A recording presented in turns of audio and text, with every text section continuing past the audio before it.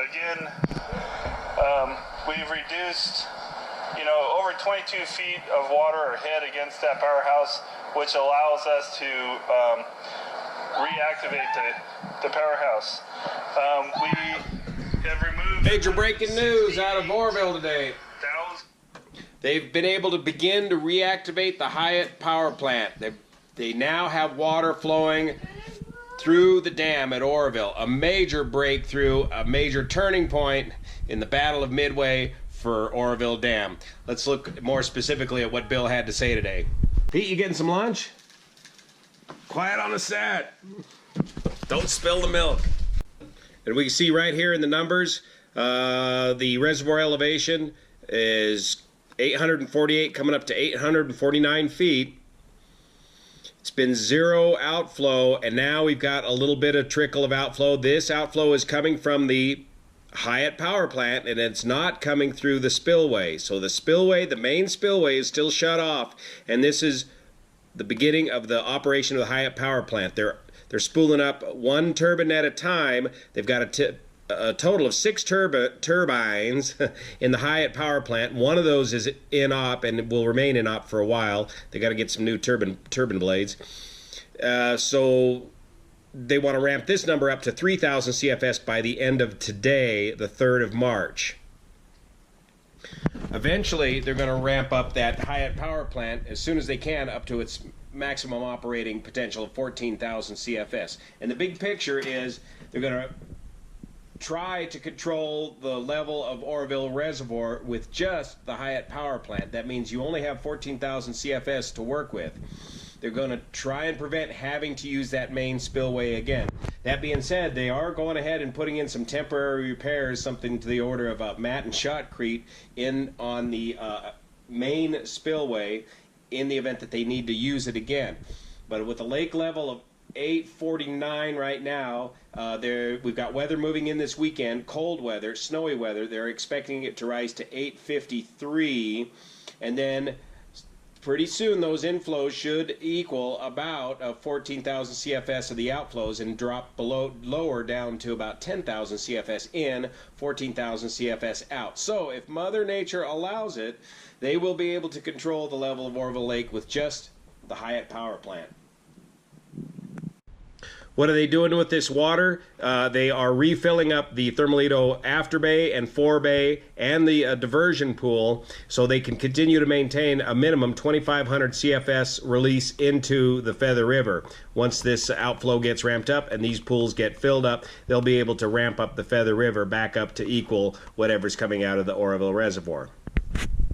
So this has all been possible by the removal of debris from the diversion pool. That total amount has been revised upwards, 1.7 million cubic yards total. So far, they've only removed 168,000 cubic yards, but they've been able to dig a deep enough channel to dewater the pool and to reopen the power plant. They got the water level elevation down to 224 feet, well below, or at least good enough below the exhaust ports of the power plant.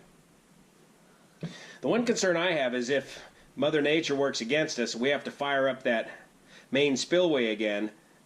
Are they just going to blow rocks and debris that they haven't been able to get out of there right back into the diversion pool and create another dam and block up the Hyatt power plant again? Well, hopefully that will not be the case. Hopefully nature will work with us, and that they are scrambling right now to build a good canal coming out of the base of the main spillway into the diversion pool.